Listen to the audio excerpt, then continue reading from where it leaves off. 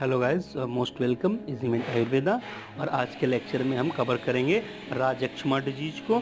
और आपको करना क्या है कि पूरे लेक्चर को वॉच करना है और सारे निमोनिक्स को नोट करना है और आपको इजी बनाना है इजीमेंट आयुर्वेदा के साथ। डिजीज है इसमें जो है इसका वर्णन चरक निदान चैप्टर नंबर 6 में सोर्स निदान के अध्याय में आया है। चरक चिकित्सा 8 में भी इसका वर्णन किया गया है चैप्टर नंबर 8 में।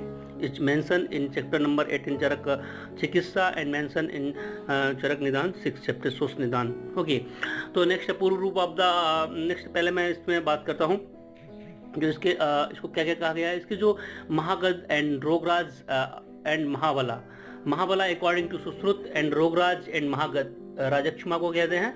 औपसर्गिक रोग है, सुश्रुत ने बताया है। इसके जो पूर्व रूप के बारे में बात करेंगे तो इसके जो पूर्व रूप होते हैं उसमें एक डिफरेंशियल डायग्नोसिस ये है PG entrance exam point of view से, वो ये है केशानाम नखानाम च अभिवृद्धि और एवं केस नख वृद्धि। तो केशानाम नखानाम च अभिवृद्धि राजक्षमा में होती है, केस नख वृद्धि ये प्रमेय में होती है। तो ये दोनों नख और केस की वृद्धि की बात आएगी तो ये जो है राजक्षमा में होता है, ये और प्रमेय में होता है, ये आपको याद रखना है। पूर्व रूप के बारे में हमको कुछ और पूर्व रूप है जिनको और याद रखना है, ध्यान रखना है। दौर्बल्यम दर्शनम, काय बीभत्स दर्शनम, बल मांस परिक्षय एवं स्त्री मांस प्रियताम। ओके, यानी कि दौर्बल्यम दर्शनम, देखिए आपको पता है कि ट्यूबरकुलोसिस के पेशेंट्स को दौर्बल्यम दर्शनम होता है। काय बीभत्स दर्शनम, बल मांस परिक्षय यानी बल और मांस का क्षय हो ही जाता है। स्त्री मध्यम मांस प्रियताम, ये उसको प्रिय लगने लगते हैं। स्त्री मध्य और मांस प्रिय लगे जिनमें बल मांस का क्षय हो, जिसमें काय बीभत्स दर्शन हो, जिसमें दौर्बल्य दर्शन हो, जिसमें वो होता है क्या, राजक्षमा। नेक्स्ट हम बात करते हैं इसके रूप के बारे में और इसके कारण के बारे में। तो इसके रूप जो है वो कितने प्रकार के होते हैं, त्रिरूप राजक्षमा, षडरूप राजक्षमा एंड 11 एकादश रूप राजक्षमा। तो जो सुश्रुत आचार्य ने क्वेश्चंस आया है कि जो असरग आमय यानी कि जो रक्त पित्त, इसका जो किसने बताया है लक्षण, तो वो बताया है आचार्य सुश्रुत ने। तो यहाँ पे जो त्रिरूप जो लक्षण है वो ज्वर काश एवं असरग आमय, ज्वर काश एवं असरग आमय, ज्वर काश एवं असरग, ज्वर काश और असरग आमय को मेंशन किया है आचार्य सुश्रुत ने। आचार्य चरक ने जो बताया है अंश पार्श्व अभिताप, संताप कर्पाद्यो एंड ज्वर सर्वांगश। ओके, तो यानी कि इन्होंने बताया है कि अंश पार्श्व अभिताप, ओके, अंश और पार्श्व में अभिताप होता है, संताप कर्पाद्यो, संताप कर्पाद्यो एंड ज्वर सर्वांगश। ओके, तो ये जो होता है, ये जो लक्षण है वो है आचार्य चरक के अकॉर्डिंग। और बात करते हैं षडरूप राजक्षमा के बारे में भी। षडरूप राजक्षमा के बारे में भी सुश्रुत का पूछा गया है। तो षडरूप राजक्षमा होते हैं, उनमें सुश्रुत ने बताया है भक्त द्वेष, ज्वर, श्वासकाश, शोणित दर्शन एवं स्वरभेद। याद रखने के लिए कितना अच्छा निमोनिक्स हो सकता है ये कि भक्त द्वेष। अब देखिए ना, भोजन की इनकी इच्छा नहीं हो रही है, खाने से उनको द्वेष हो रहा है। अब क्या हो रहा है, उनको फिर हो क्या रहा है, ज्वर भी हो रहा है, श्वास भी हो रहा है, काश भी हो रहा है।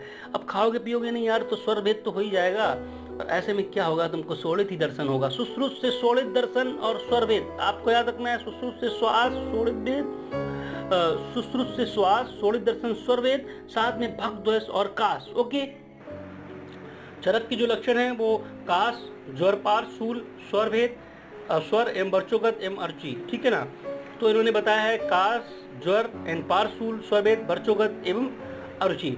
अभी हम नेक्स्ट बात करेंगे इसके जो कारण है उनके बारे में।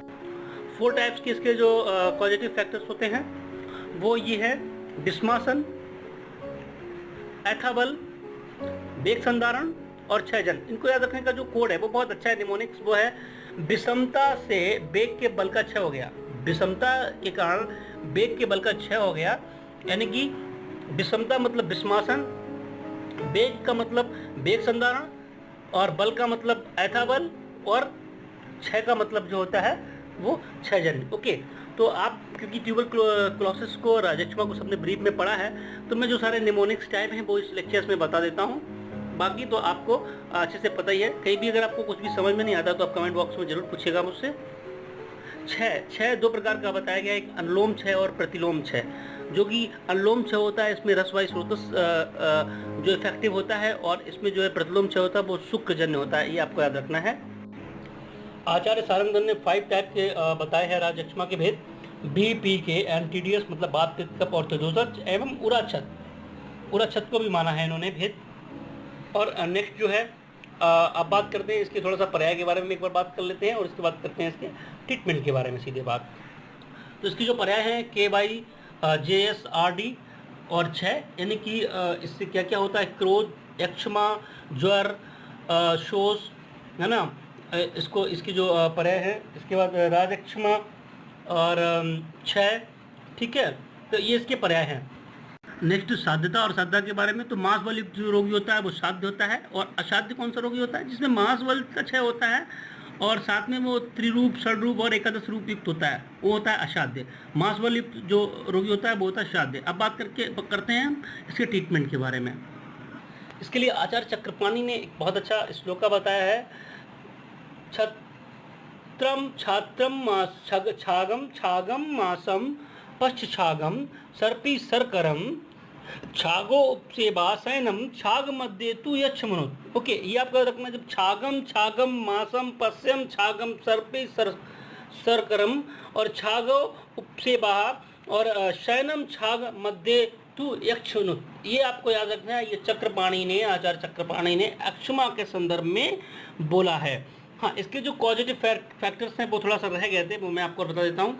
वो है मार्गावरोध और 6। ओके, मार्गावरोध एवं 6।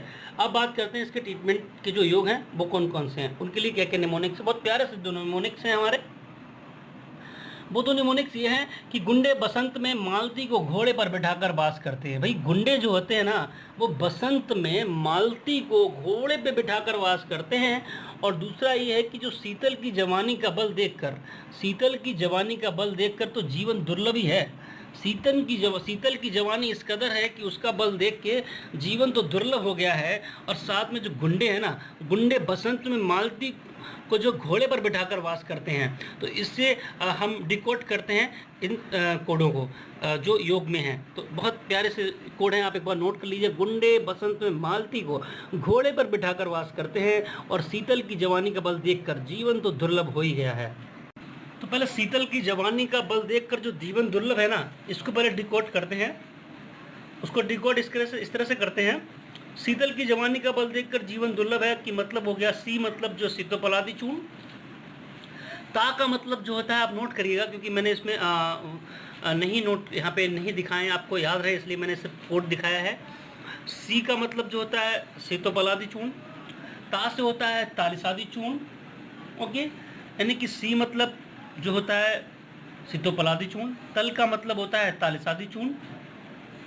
जवानी का मतलब हुआ एवानी सांडव का बल देखकर, बल का मतलब हो गया बलादी चीर। और जीवन का मतलब हो गया जीवंत्यादिघृत। और दुर्लभ से हो गया दुर्लभादिघृत। ओके, दुर्लभादिघृत जो है दुर्लभ से, जीवन से जीवंत्यादिघृत, जवानी से एवानी साडप, शीत बल से मतलब जो है बलादी चीर, और सी से मतलब कि शीतोपलादी चूर्ण, और तल से मतलब हो गया ये आपका तालिसादी चूर्ण। ओके, नेक्स्ट है गुंडे बसंत में मालती को घोड़े पर बिठाकर जो वास करते हैं, इसका कोड है। गुंडे का मतलब हो गया मृगुंडी घृत, बसंत का मतलब हो गया बसंत मालती घृत, और बा से मतलब एक और हो गया बासादी घृत। साथ में खरजुरादी घृत को आप ऐड कर लेना। बसंत मालती का मतलब हो गया बसंत मालती घृत। ओके, गुंडे का मतलब हो गया मृगुंडी घृत। घोड़े का मतलब हो गया अश्वगंधारी क्वात। ओके, अश्वगंधारी क्वात। घोड़ा मतलब अश्व का पर्याय होता है, तो अश्वगंधारी क्वात। ओके, बिठाकर बास करते हैं मतलब बासा आबले और बासादी घृत, खरजुरादी घृत, इनको आपको और याद रखना है। तो आई होप ये पूरा जो है वीडियो यहाँ पे पूरा जो लेक्चर है यहाँ पे कंप्लीट होता है। आई होप अगर आपको ये अच्छा लगा होगा, तो अच्छा लगा तो प्लीज़ बंद रहिए इजी माइंड आयुर्वेदा के साथ। प्रणाम आयुर्वेदा एंड नमः आयुर्वेदा।